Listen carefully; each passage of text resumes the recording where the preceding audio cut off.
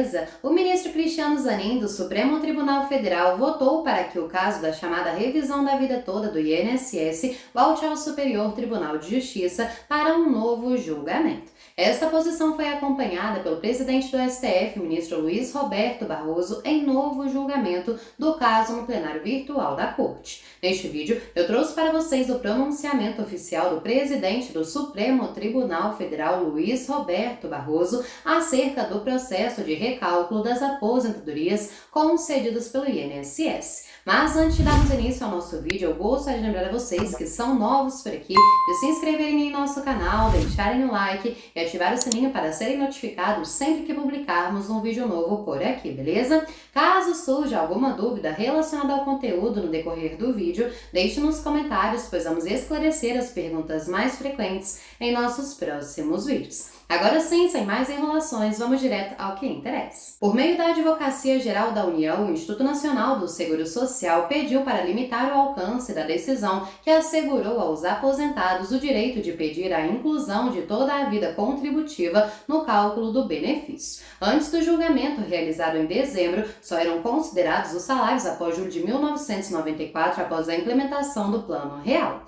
O presidente do Supremo Tribunal Federal, Luiz Roberto Barroso, se pronunciou oficialmente acerca deste processo antes de proferir o seu voto. Vejam só o que foi dito por ele. A questão, a minha visão, ela é juridicamente simples, mas ela envolve complexidades sociais relevantes.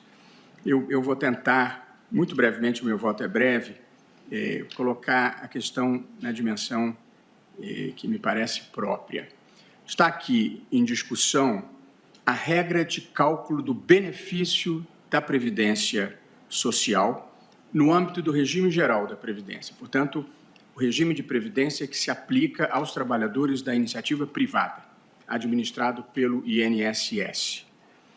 Essa legislação que cuidava do regime geral da Previdência previa uma regra de cálculo do benefício da aposentadoria, por exemplo. Esse benefício era calculado da seguinte forma: a média dos 36 últimos salários de contribuição. Essa era a regra que vigia, instituída pela Lei 8.213 de 91. 36 últimos salários de contribuição. Sobreveio, em 1999, pela Lei 9876, uma nova regra. O benefício passou a ser calculado com base na média, não mais dos 36 últimos salários de contribuição, mas na média de 80% de todo o período. Portanto, deixou de ser apenas o período final e passou a ser a média de todo o período de contribuição. Essa foi a nova regra instituída. Porém, ao instituir a nova regra, esta lei de 99 previu uma regra transitória, ou seja, que seria aplicável àqueles que já estavam no sistema desde antes dessa modificação e que ainda não haviam se aposentado.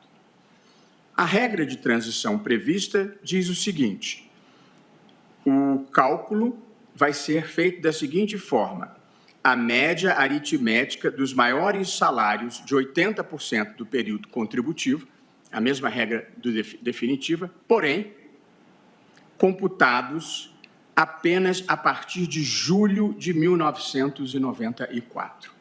Portanto, tínhamos uma regra permanente anterior, 36 últimas. Passamos a ter a regra que era a média de contribuição de todo o período.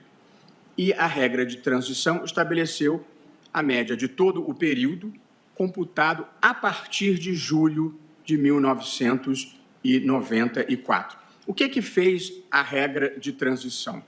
Ela estabeleceu um corte a partir do Plano Real, a partir do momento em que houve a estabilização da moeda. E, com isso, afastou do processo de cálculo o caos monetário, inflacionário e dos múltiplos planos e dos múltiplos índices de reajuste que havia antes, que existiam antes do Plano Real. Portanto, essa foi a regra transitória que nós estamos aqui discutindo. se foi legítima ou não a opção do legislador de estabelecer que o cálculo só deveria se dar a partir do plano real, a partir de 1994. A decisão lá na origem foi desfavorável à pretensão do contribuinte. A decisão originária foi no sentido de que a regra transitória se aplicava e que ela era legítima e deveria valer. O STJ, no entanto, reformou a decisão da instância originária. E aqui é que eu acho que se coloca a questão constitucional mais delicada que nós estamos aqui discutindo. Em teoria do direito, existem chamados casos fáceis e os chamados casos difíceis. Os casos fáceis são aqueles para os quais existe uma solução pré-pronta no ordenamento jurídico.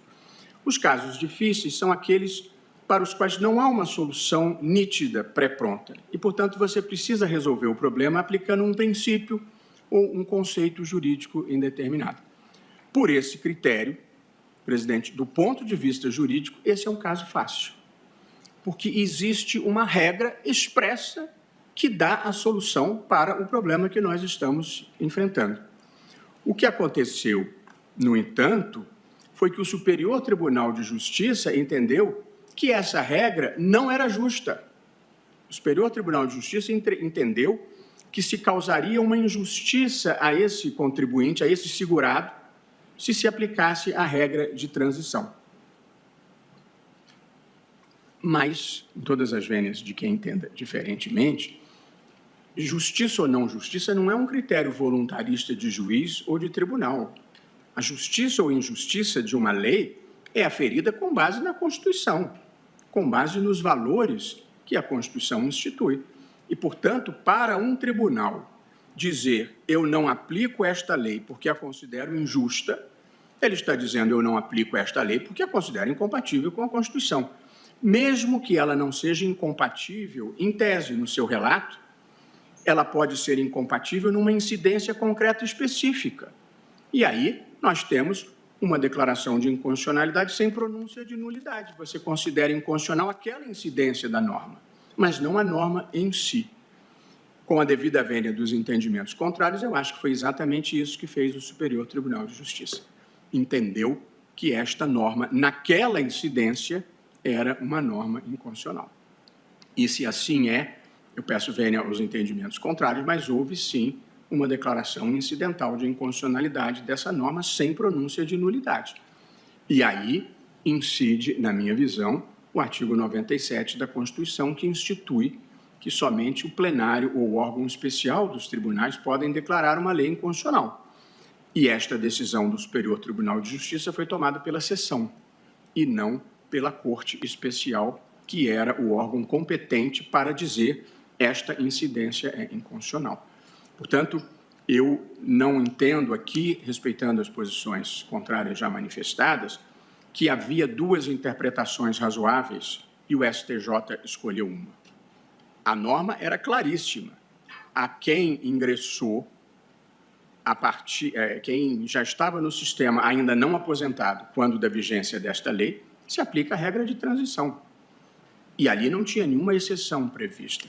A exceção que se criou foi uma exceção que considerou inconstitucional a incidência da norma. Portanto, é diferente de uma norma que comporte uma ou mais interpretações e a escolha de uma não importe em declaração de inconstitucionalidade. Mas aqui, com todas as vênias, ao ler a literalidade do dispositivo, não vejo possibilidade de mais de uma interpretação. Portanto, como as regras são aplicadas na modalidade tudo ou nada, se você não aplica uma regra, é porque você a considerou inconstitucional, de modo que eu assento o meu entendimento de que a hipótese é de retorno dos autos ao Superior Tribunal de Justiça para que a decisão seja tomada pelo órgão competente, que é a Corte Especial. Conseguiram compreender? Bom, eu espero que estas informações tenham sido valiosas para você. Caso ainda haja alguma dúvida, deixe um comentário abaixo. Faremos o possível para responder as perguntas mais frequentes em nossos próximos vídeos. Antes de encerrarmos, eu gostaria de pedir para que você não se esqueça de dar um like neste vídeo, se inscrever aqui no nosso canal, de ativar o sininho de notificações e de compartilhar o nosso conteúdo com os seus amigos, beleza? Aguardo por vocês nos nossos próximos vídeos. Um grande abraço e tchau, tchau!